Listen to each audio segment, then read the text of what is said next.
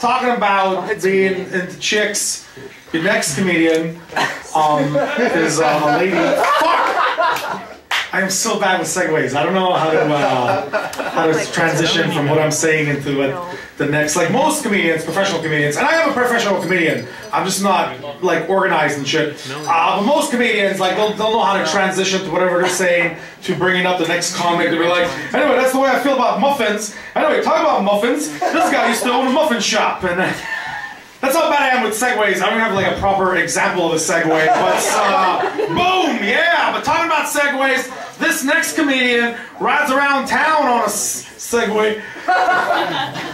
Oh, fuck. Okay. Please put your hands together. Welcome to stage, Melanie Asaph, everybody.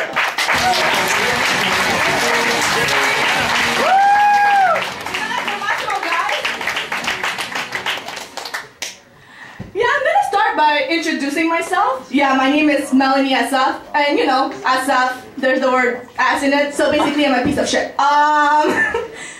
Yeah, you know, I've been through it again. You know, when it comes to sex, there's nothing worse than to catch your parents doing it. I mean, seriously. You know, like, whenever you're at school or hanging out with your friends, they'll find every opportunity to just do it everywhere. Because I remember one time I just came home from school, and I unlocked the door, and I went inside the house. Then I saw them doing it in the hallway. My mom even asked me, have you ever heard of knocking? Why? Why would I even knock into my own home? I live there. So I just went to my room to see if they'd done it there, and ironically, that was the only room that smelled like Febreze, right? So I knew that something was still fishy, right? So when I went towards the bed, the only thing that could even come out of my mouth was, so that's how don't bed swing, is it? Ugh. So now I'm sleeping on the floor with my new best friend, Mr. Clean, and because that's my only solution, so there's nothing else to it. Last year I went through a really difficult breakup, and you know, I mean, I'm glad that the guy broke up with me because, you know, when it comes to, you know, when it came to the sex, it took me 2 hours just to find his dick. I think I figured out why, because his dick is as small as his intelligence.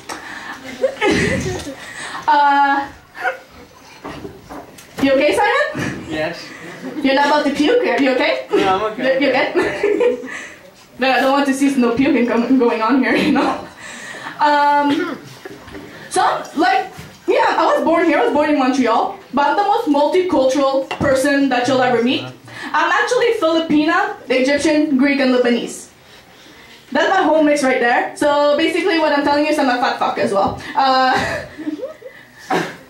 So, you know, like, after my breakup, I went back again to online dating. And this is for the ladies only. There's a few surprises, and I'm not saying that they're good, that you should watch out about. Like, you know, when you're going to online dating, you have to create your profile, trying to sell yourself. Hi, my name is Melanie, I'm a fat shit. I'm a fat fuck? No. Piece of shit.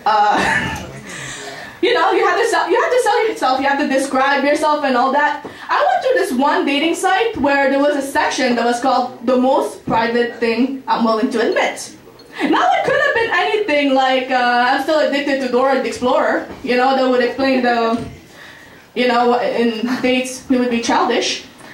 And so then there was, I checked out this guy's profile. He's about a few years older than me. I'm 20. And he wrote at the most private thing that he's willing to admit, I'm 7 inches if you know what I mean. That was, I shit you not, that was written. So like in my head, if I was about to meet the guy, and then I would give him a blowjob, if he said that he's 7 inch, I suck his dick and I don't gag, this means it's way smaller. This is something you guys have to watch out. Y'all saying, she's so innocent, I can't believe she's saying that. Damn. She. Piece of shit. Fat fuck? No. Well, just to admit you guys too, my birthday falls on a day that I'm sure everybody loves here, 420. This is my real birthday right there. I was born on 420. This could be possibly the worst day that you can ever organize a birthday party, because I actually did that a few years back. I invited all my friends and they say, okay, they're gonna come to my birthday party, right? But nobody showed up. So there's only one place that I knew that where I could find them. Fucking Mont Royal, right? Yeah, they ditched me. That's basically end of the story. Okay. So there's this other thing too. Like you know, I eat a lot. You know, I'm a big fat old pig. One time I went to a restaurant with my family. You know, we decided to all go out. But me not knowing any better, I sat at the buffet. I don't know why. I just said, well, say it was a buffet, so I just went to the buffet. I just, you know, took a stool and just sat at the buffet. Sat at the buffet, you know.